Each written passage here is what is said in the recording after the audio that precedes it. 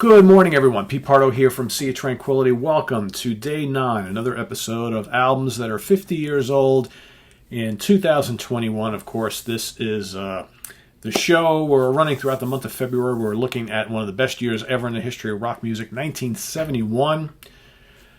Of course, all those albums are turning 50 this year. So 28 days, 28 picks. I'm picking my favorite 28 albums from 1971 that are having their 50th birthday this year. I'm asking everybody to do the same. I also have an honorable mention that is pulled from the larger pool of albums from that year that didn't quite make the cut. So today, my choice today, a very cool album, released in October of 1971, recorded at Trident Studios in London, released on the Charisma label, produced by John Anthony. This happens to be the band's, this is their fourth album, I believe. Yes, the fourth album from this band.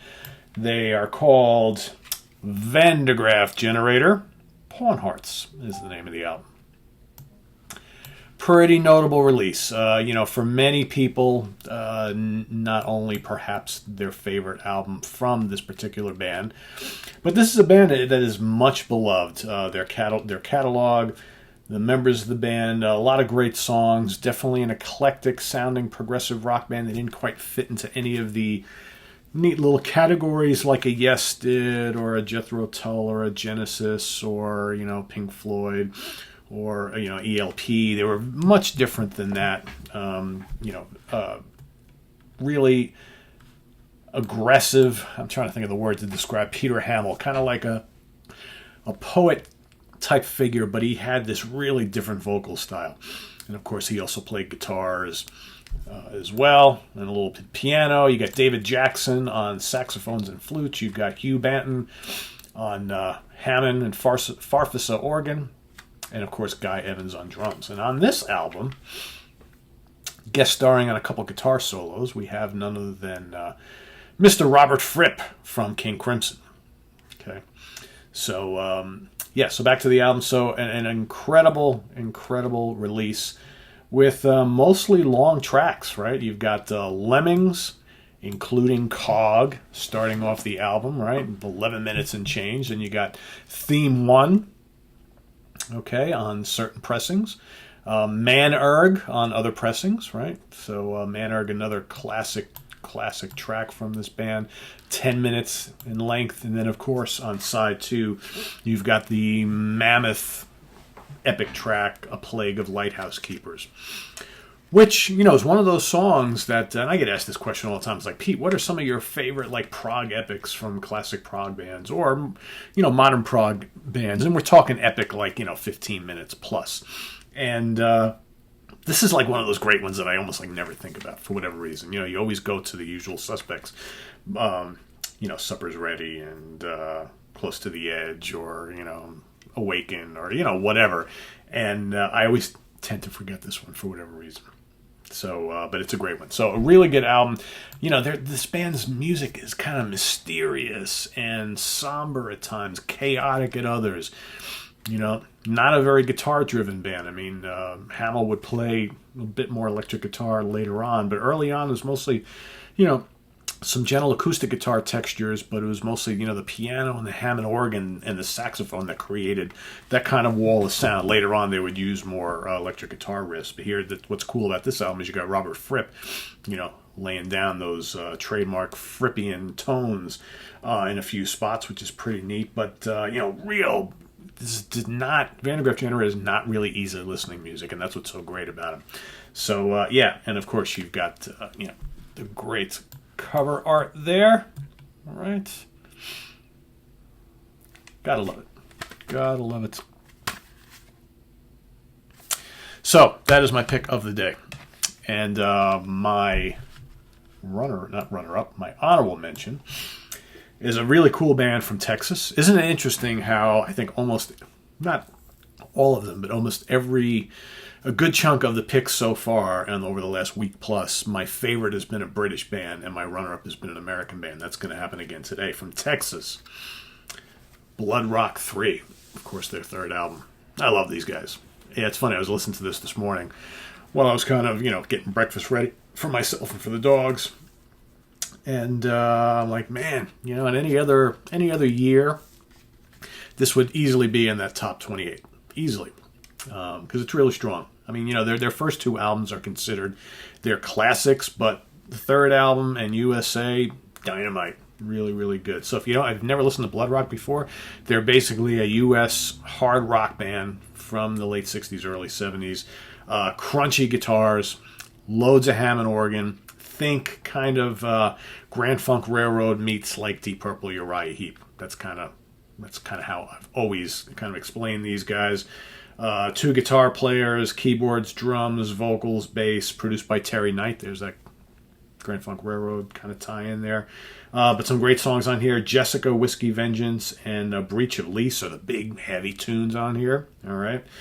Then you got Song for a Brother, You Gotta Roll, Kool-Aid Kids, Certain Kind, and America, America. Really, really good stuff. And these guys also were into the longest song. Sorry if I keep kind of gasping here. I made the attempt to self-clean my oven this morning. You know how you get that self-clean feature? Because I made a lasagna over the weekend, because that's what we do here in the Pardo house. I'm Italian. The weekends usually get at least one pasta day, right? And some sauce bubbled over the side of the lasagna tray. And so, you know, they had a lot of that kind of baked and sauce on the bottom of the oven, and I haven't cleaned the oven in a while, so I made the attempt this morning to clean the oven. My recommendation for those of you at home, if you're cleaning the oven, do it in the summer or the springtime, because you got to have all the windows open, especially if you got stuff that's kind of made a mess down there. I mean, the whole kitchen, the whole house just like totally smoked up, so I've been trying to air it all out since then, so I won't do that again. Anyway, back to this. So yeah, really, really good album. Let's see if I can get there's the guys right there. Love Blood Rock. If you haven't heard them, check them out. A lot of fun. But, you know, the main pick of the day, obviously, is Van de Graaff Generator. Let's see if I got anything interesting in here. Yeah, other than that luscious Paul Whitehead. Oh, there we go. There they are. Cool stuff. A prog classic. You know, definitely. You know, Stephen Reed and myself have a in the works. We haven't announced it yet, but it's coming up soon over the next week or so. You know, we did that. I did that Italian, kind of like Italian progressive rock primer a couple weeks ago, and gave you my top Italian prog albums of all time. Well, Stephen Reed and I are doing that with the UK. So that's happening hopefully next week or the week after. So we're basically going to give you, I think it's either a top 20 or top 25 UK prog albums of all time. That could be 70s, 80s, 90s, 2000s, all going to be lumped together. Just kind of a little, if you're not familiar with UK prog rock, here's some of the albums that you really should go and check out. So Stephen and I will each have our different lists, right? So you're going to get two for the price of one. I have a feeling we'll have some similarities, but some not. So that's coming up over the next couple of weeks, and I have a feeling that this album is going to be on one of our lists, especially one of ours. So anyway, so what else is coming up? All right, so I completely forgot to announce it last night on Hudson Valley Square, so I'm going to do it right now. So if you're watching this, make sure you tune in tonight, because none other than Dee Snider from Twisted Sister himself is going to be on this show tonight, one-on-one with yours truly. So stay tuned for that. Dee's going to talk about the new album he's got in the works, all the things he's been up to since Twisted Sister kind of called it a day. We'll talk about some, you know, old memories of Twisted Sister, solo albums, the PMRC, horror movies, TV, radio, all that jazz. So that's coming up tonight. Stay tuned for it here on Sea of Tranquility. What else is happening this week? We've got Butch Jones and I think Wednesday, which is tomorrow, are going to be reviewing the brand new UFO Strangers in the Night box set. All right, so that is coming up too. Thursday night, we've got Viewer Appreciation Night. Jason Morris coming on the show to help me rank the albums of German power metal veterans Ed Guy. The Monsters Den coming at you live. We're doing a live transmission of the transmission of the Monsters Den live show Thursday night, 8 o'clock Eastern Standard Time. I'll be posting some announcements here on the channel.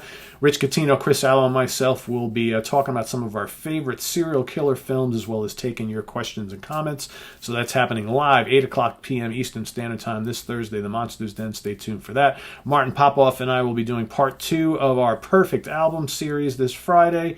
And then over the weekend, Rich Catino, Sidney Taylor, and myself will be giving you our 10 favorite studio albums from the Swedish virtuoso, the phenom, Yngwie Malmsteen. So that's all coming up this week.